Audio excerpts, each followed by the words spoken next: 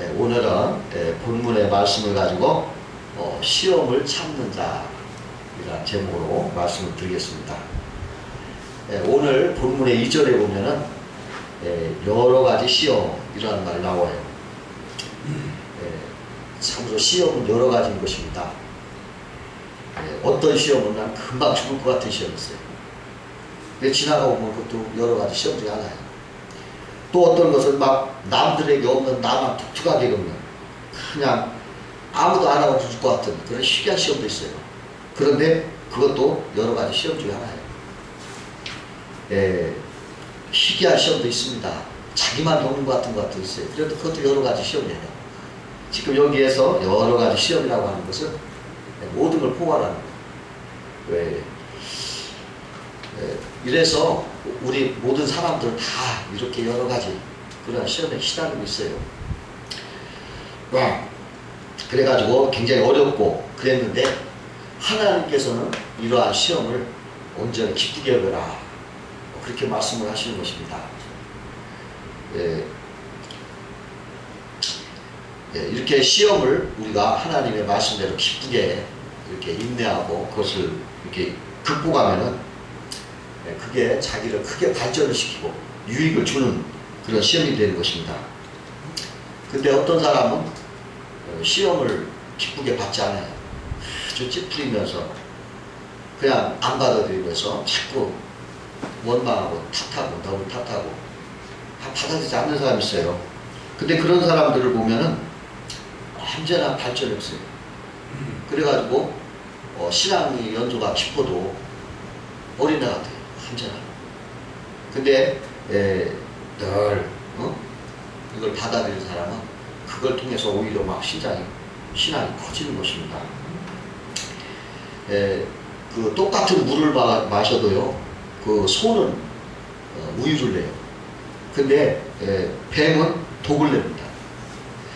우리가 이 시험을 누구에게나 이게 다 오는데 어떤 사람은 이것을 받아서 그것을 향기를 내고 그것을 사람들 앞에 이렇게 약이 돼가지고 사람들에게 도움을 주지만, 또 어떤 사람은 그걸 그냥 받아가지고 독이 돼가지고 그냥 악취를 내고 다른 사람이 괴로움을 주는 사람도 있는 것입니다.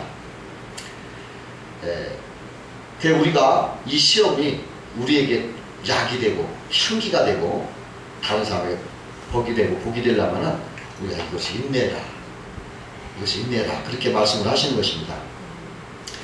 어떤 사람이 객진을 이렇게 돌아다니면서 장사를 해서 집에서 오래 떨어져 이렇게 장사를 하면서 이제 명절이 돼가지고 집으로 이렇게 돌아오게 됐어요.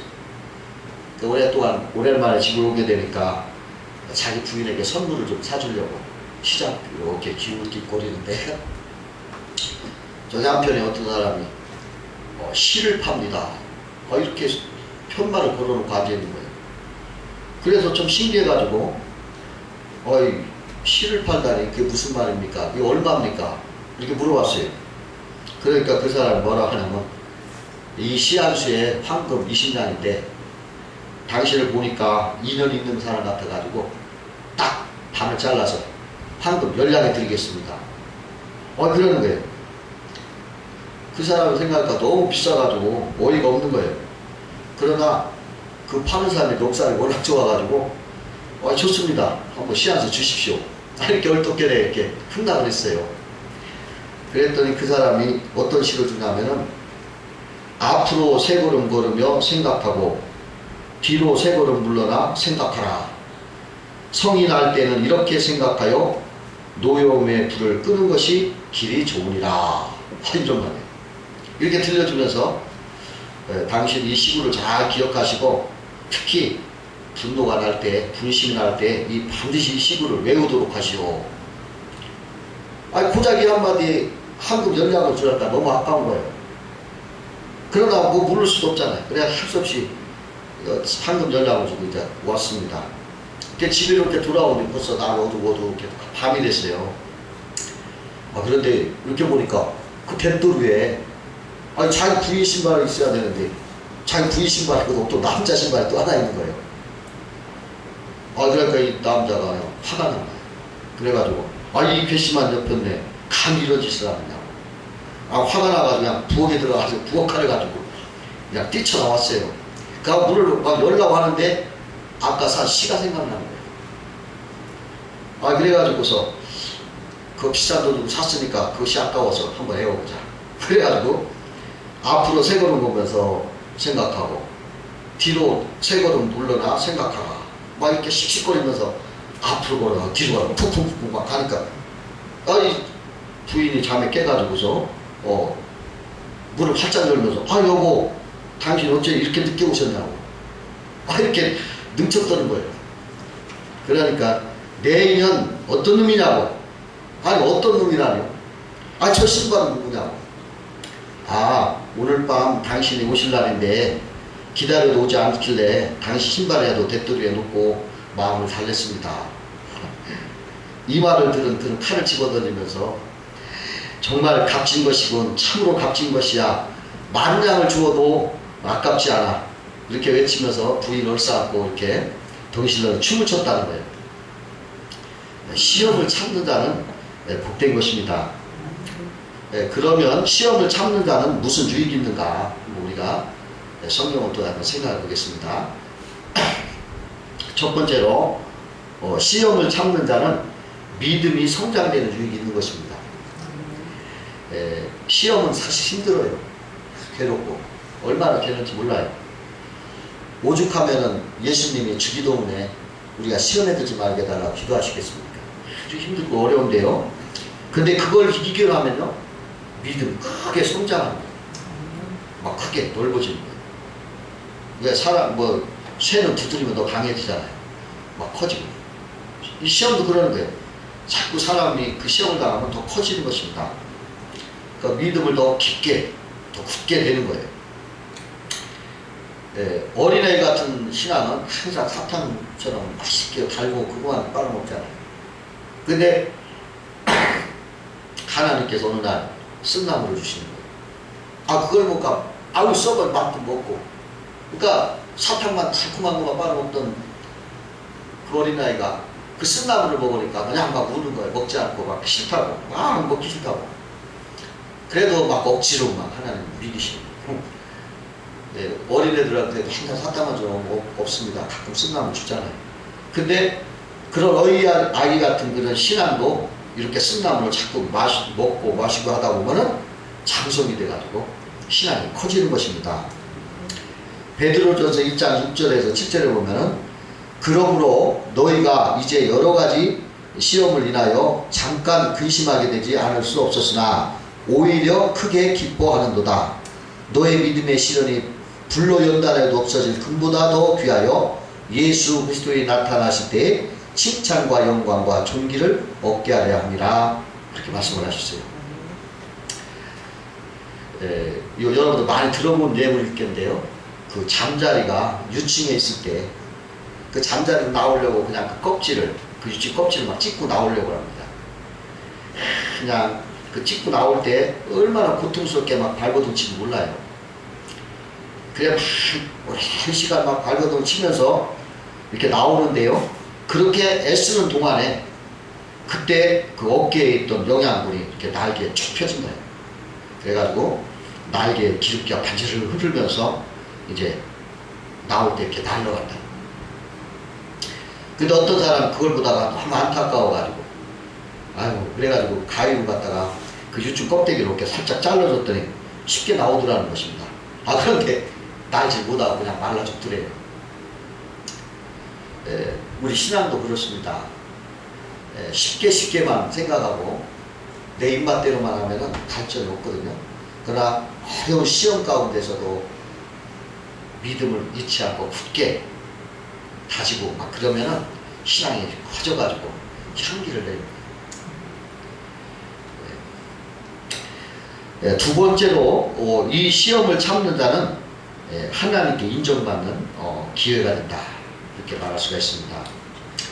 창세기 22장에 보면은 그 하나님께서 아브라함에게 시험을 하셨어요. 야, 내 아들 100세에 난 내 독자 이삭을 저 모리아 땅으로 가가지고 내가 지시하는 산에 가서 번제로 드려라. 이렇게 엄중한 시험을 주셨습니다. 그런데 이 아브라함이 그 시험을 참는 거예요. 그래가지고 그 말씀대로 순종해가지고 그 모리아 그 산에 가서 번제를 드리려고 했을 때 하나님께서는 그 아브라함 믿음을 보시고 이 무서운 시험을 합격했잖아요. 그러니까 하나님이 뭐라고 하시냐면은 내가 이제야 내가 하나님을 경외하는 줄 알았다. 이렇게 인정을 하시고 그리고서 내가 이같이 내 아들 내 독자라도 아끼지 아니하였은즉 내가 내게 복을 주어 내 시로 크게 성하여 하늘의 별과 같고 바닷가의 모래와 같이 하리니 내 시가 그 대적을 문을 얻으리라. 이렇게 엄청난 축복을 내려주신 것을 볼 수가 있는 것입니다. 여러분 시험을 참으면 인정을 하나님이 해주신 거예요. 야고보서 1장 12절에 보니까 시험을 참는 자가 복이 있다. 이것에 옳다 인정함을 받은 후에 주께서 자기를 사랑하는 자들에게 약속하신 생명의 면류관을 얻을 것이니라. 이렇게 말씀을 하셨어요. 여러분 신앙생활에 어려운 무서운 시험이 올 때 여러분 그걸 꼭 견디시기 바랍니다. 그걸 이기시면은 하나님께 인정을 하신 거예요. 저도 시험을 많이 당해요. 저도 그랬어요. 목사님들은 시험도 없을 것이다. 저런 분이 무슨 시험이 있을까? 오히려 웬걸 더 많아요. 그런데 지금은 다 이겨봤습니다. 이러면 또 더 좋은 게 오겠지. 이 기대감이 생기고, 그런 점을 체험하는 거예요. 세 번째로, 시험을 참는 자의 유익은 뭐냐? 말씀을 더 디테일하게, 세밀하게, 그렇게 찾게 된다는 것입니다. 시험이 오면은 그냥 더 말씀을 더 세밀하게, 더 가까이, 막 집중하게 되게 돼요. 붙잡게 되는 거예요. 그래서 유익이 되는 것입니다. 그래가지고 그런 시험을 겪은 후에 그 신앙은 더 깊어지고요, 더 세밀해져요. 지혜로워지는 것입니다. 그 로마의 유명한 그 철학자이면서도 웅변가로 유명한 키케로라는 분이 이런 말씀을 했어요. 고난이 크면 클수록 그 영광도 크다. 우리 시험이 남달리 크고 가혹할수록 그만큼 더 큰 지혜를 터득하여 어려움을 극복한다. 이렇게 말했어요. 근데 우리가 시험이 많은 사람이 다른 사람들을 이렇게 지혜롭게 이끌어주는 거예요. 그러나 시험이 없이 그냥 사는 사람은 그렇게 하지 못하는 것입니다. 시험이 많은 사람일수록 지혜가 나요. 지혜. 네? 지혜. 사람은 두 가지가 있어요. 똑똑이가 있고 똘똘이가 있거든요. 똑똑이는 똘똘이와 똑똑이가 이렇게 산에 갔어요. 근데 저기 한 700m 앞에 호랑이가 탁 있는 거예요. 똑똑이가 보니까 딱 계산해 보니까 700m 5초 안에 보니까 올 것 같고 자기는 5초 안에 죽을 것 같거든. 떨고 있는데 똘똘이는 운동화끈을 매는 거예요. 야, 너 지금 뭐 하는 거냐? 나 운동화끈 매. 왜? 나는 너보다 빨라.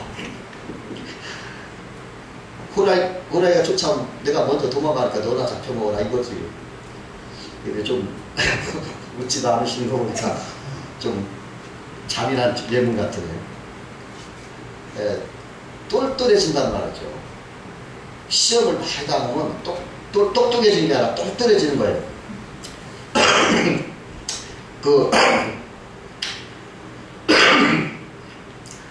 그 찰스 스윈돌 목사라는 분이 계신데요. 그분이 이제 그 성도들이 한 2,000명 되는데 그냥 무슨 설교를 했냐면 우리 그리스도인들은 사회법을 지켜야 됩니다.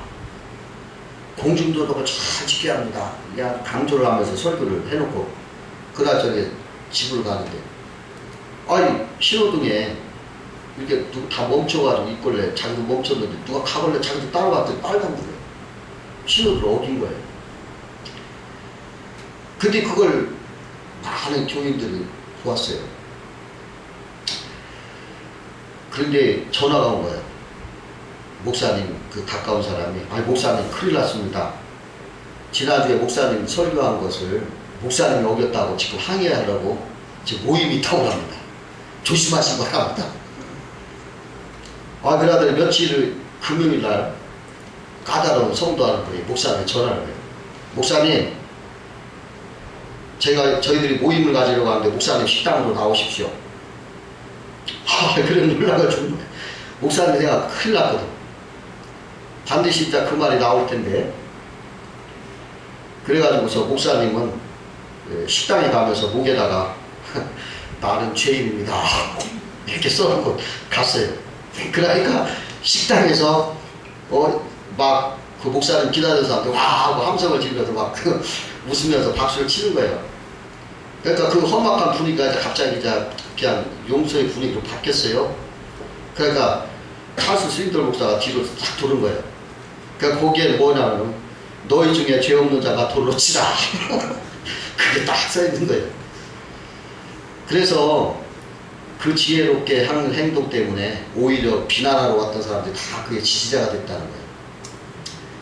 네, 이것이 바로 그 지혜예요. 우리가 시험을 당했을 때 그 말씀을 통해서 그걸 잘 읽기도 하면 이 세상에 그러한 지혜가 생기는 거예요. 그 어떤 그 유명한 장군인데 자기 초상화를 그리고 싶었는데 그 장군의 한쪽 눈이 왜 애꾼을 유명한 화가를 불러다 그리면 애꾼을 보기 싫어서 마음에 안 들거든. 그러니까 다른 화가가 거짓말로 성한 눈을 그린 거예요. 이것도 자기가 애꾼을 또 성한 눈을 또 보기 싫은 거예요. 그 어떤 이름도 없는 어린 화가가 와서 자기가 그리겠다고 그러면 그래라 그려보라고 못마땅하게 이렇게 얘기했더니 아주 잘 그려서 막 기뻐하는 거예요. 어떻게 그렸는지 알아요? 성한 눈이 있는 옆모습을 그린 거야. 성한 눈이 있는 옆모습을 멋있게 그려가니까 그렇게 좋아하더라는 것입니다. 여러분 이게 지혜예요. 고난이 있고 어려움이 있을 때 다른 사람의 마음을 헤아릴 줄 아는 그게 사랑의 지혜란 말이죠. 네. 우리가 시험을 겪었을 때 이렇게 지혜가 얻어지는 것입니다. 네 번째로 시험을 참는 자의 이유는 뭐냐? 죄에서 돌이키고 회개하는 기회를 받기 때문에 굉장히 유익이 되는 것입니다. 하나님은요 자기가 사랑하는 자녀들을 자꾸 징계를 하셔요. 하나님 사랑하면 자꾸 보살펴 주셔야죠. 물론 보살피시지만 잘못하면 막 때리시고 그래요. 그래가지고 죄를 자꾸 멀리하게 하십니다. 그 다윗이 얼마나 하나님을 사랑합니까? 그런데도요 다윗이 목동생활 할 때 보면은 사자와 곰이 계속 온 거예요. 다윗을 연단시키는 것입니다. 하나님 우리를 사랑하니까 오히려 막 연단이 오고 시험이 와요. 그 다윗이 그걸 이기니까 나중에 골리앗을 이기잖아요. 그렇게 하시는 거예요. 그래서 하나님은 자꾸 자기를 사랑하는 자들이 아주 이렇게 죄짓지 않고 거룩하게 이렇게 살도록 이렇게 자꾸 채찍질 하시는 분이에요. 제가 어느 분을 한 분 알고 계시는데 그분은 자꾸 너무 비난을 잘해요. 자꾸 너무 이렇게 비판을 잘해요. 그래가지고 내가 좀 심하다 싶으면 반드시 그 집에 무한이 생겨요. 그리고 또 좀 심하다 하면은 자기가 막 병이 걸려 병원 입원을 하고 해요. 그래서 저는 저분을 하나님이 사랑하시는구나. 저분이 잘못하면 하나님 저렇게 채찍질 하시는구나. 자꾸 잘못하는데도 아무런 적 없으면 하나님 버리신 거예요. 그냥 멸망당하고 하는 것입니다. 계시록 3장 19절에 보면 무릇 내가 사랑하는 자들을 책망하여 징계하노니 그러므로 내가 열심을 내라 회개하라 이렇게 말씀했어요. 욥기서 5장 17절에 보면 볼지어다 하나님께 징계받는 자에게는 복이 있나니 그런즉 너는 전능자의 경책을 업신여기지 말지니라. 하나님은 아프게 하시다가도 싸매시며 상하게 하시다가도 그 손으로 고치시나니 이렇게 말씀을 하셨어요. 시편에 보면은 119편 67절에 보니까 고난당하기 전에 내가 그릇 행하였더니 이제는 주의 말씀을 지키나이다. 그리고 71절에는 고난당한 것이 내게 유익이라 이로 인하여 내가 주의 율례를 배우게 되었나이다. 이렇게 말씀을 하셨습니다. 네, 여러분 어려움 있고 나에게 징계가 있을 때 여러분 기뻐하세요. 하나님 나에게 이렇게 특별히 나를 징계하시는구나, 특별히 사랑하시는구나, 여러분 이렇게 아시기 바랍니다. 네, 그럼으로써 자꾸 죄가 멀어지는 거예요. 자꾸 회개하게 되고, 그 징계 좋아하는 사람 없잖아요. 자꾸 회개하게 되고, 그래서 의롭게 됩니다. 아주 더러운 사람 깨끗해야죠. 그래야 복이 돼요. 네, 더러운 밥그릇에 밥을 안 주잖아요. 깨끗해야 밥을 주잖아요. 하나님 복이 그래요. 더러운 사람은 어떻게 복이 와요? 안 와요. 의로워야, 깨끗해야. 그래야 하나님이 거기다 축복을 부어주시거든요. 왜 징계하시냐? 깨끗하게 의롭게 살라. 그렇게 의롭게 되면은 하나님이 임하는 것입니다. 그렇기 때문에 이렇게 징계를 하시고 시험을 주시는 것입니다. 여러분 시험을 기쁘게 여겨서 늘 인내하시고 이러한 복을 받으시길 주의 이름으로 축원합니다. 기도하시고